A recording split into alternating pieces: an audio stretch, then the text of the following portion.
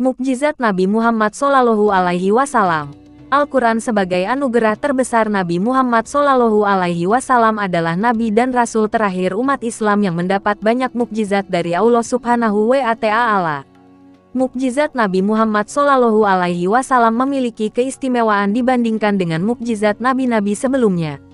Apabila mukjizat para nabi sebelumnya terbatas hanya diperuntukkan bagi umat dan pada masa tertentu, tidak demikian dengan mukjizat Rasulullah Shallallahu Alaihi Wasallam yang kekal sepanjang zaman dan berlaku untuk seluruh umat manusia.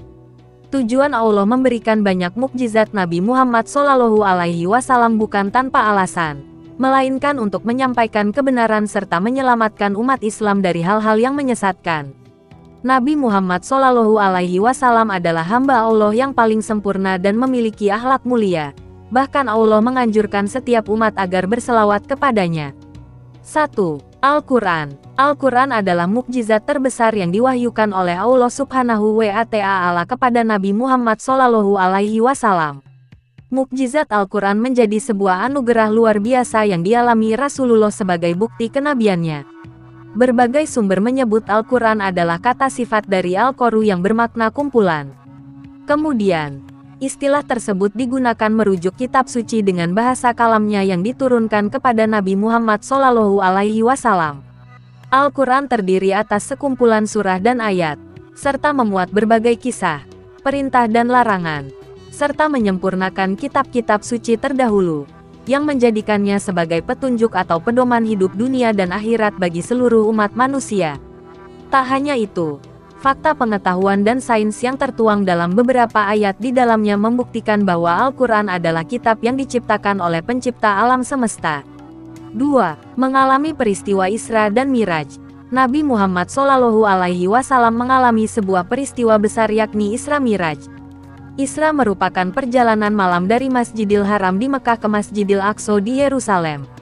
Sementara Miraj adalah kenaikan Nabi Muhammad ke langit tertinggi yakni Sidratul Muntaha melewati berbagai tingkatan untuk menerima wahyu dari Allah Subhanahu wa Ta'ala, salah satunya perintah sholat 5 waktu. Perjalanan yang sangat jauh itu dialami Rasulullah Shallallahu Alaihi Wasallam dalam waktu yang sangat singkat. Ayat Al-Quran yang membenarkan perjalanan Isra Miraj tersebut salah satunya surat Al-Isra ayat 1. 2.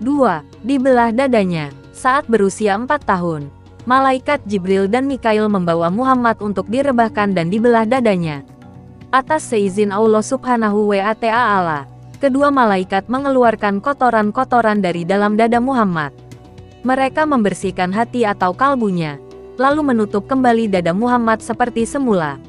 Kemudian dalam hati tersebut disematkan satu batil dari emas oleh malaikat Jibril, sehingga hati Nabi Muhammad Shallallahu Alaihi Wasallam penuh dengan hikmat, iman, Islam, dan keyakinan yang hakiki. 3. Sosoknya menjadi kecintaan Allah Subhanahu wa Ta'ala. Mukjizat Nabi Muhammad Shallallahu Alaihi Wasallam selanjutnya yaitu diciptakan dari cahaya. Bahkan sejak Siti Aminah masih mengandung Muhammad, beliau pernah bermimpi melihat cahaya ke arah perutnya. Cahaya tersebut menjadi pertanda dari Allah Subhanahu wa Ta'ala bahwa Aminah sedang mengandung seorang pemimpin umat manusia dan sosoknya sangat dicintai. 4. Kelahiran Muhammad membawa berkah. Kelahiran Muhammad ke dunia membawa banyak keberkahan bagi keluarga dan orang-orang sekitar. Mereka yang ikut serta merawat Muhammad selalu merasa bahagia dalam hidupnya. Bahkan sejak bayi, tanda-tanda kenabian telah tampak pada diri Muhammad. Saat usianya 5 bulan sudah pandai berjalan. Di usia 9 bulan bisa berbicara. Dan usia 2 tahun itu baginda sudah bisa dilepas bermain dan menggembala bersama anak-anak lain. 5. Para malaikat menjadi awan pelindungnya. Keistimewaan lain bagi Nabi Muhammad Shallallahu Alaihi Wasallam yaitu bisa mendapat perlindungan dari para malaikat, yang senantiasa selalu menjaganya dari panas terik matahari. Kemanapun rombongan Rasulullah pergi, awan-awan teduh selalu melindungi mereka. Kejadian tersebut bahkan sampai menarik perhatian seorang pendeta bernama Buhaira. 6. Membelah bulan. Pada zaman kenabian Rasulullah Shallallahu Alaihi Wasallam, beliau pernah diminta oleh kaum Quraisy untuk menunjukkan mukjizatnya secara nyata. Rasulullah memohon pertolongan kepada Allah Subhanahu wa Ta'ala dan di saat itu juga, beliau bersabda, "Saksikanlah." Diriwayatkan Anas bin Malik, orang-orang Mekah meminta Nabi Muhammad SAW memperlihatkan suatu mukjizat. Maka beliau menunjukkan bulan yang terbelah menjadi dua, sehingga Gua Hira itu dapat mereka lihat di antara dua belahannya. Peristiwa terbelahnya bulan sebagai mukjizat Nabi Muhammad SAW ini diterangkan dalam ayat-ayat pertama Qs Al-Qamar. 7. Air memancar dari sela-sela jari.